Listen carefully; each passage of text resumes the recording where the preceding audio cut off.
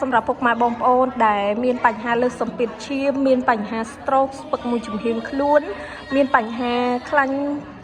ស្ទះនៅក្នុងសរសៃឈាមមានបញ្ហាបេះដូង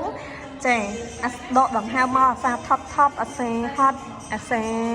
ឈឺក្បាលមានបញ្ហារ៉ាំរ៉ៃយូរខែយូរឆ្នាំបងប្អូនទាំងអស់គ្នាអាចមកប្រើជាមួយនឹងផលិតផលដែលមានឈ្មោះថា Light Extra យ៉ាងដែលជាផលិតផលស្តង់ដាររបស់អាមេរិកឯកទេស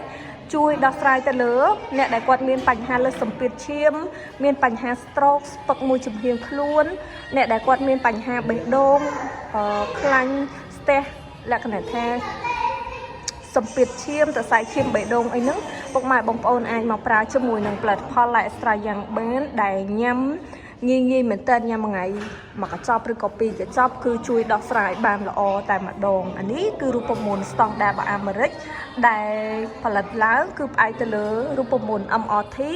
ដែលទទួលបានពានរង្វាន់ Nobel តែម្ដង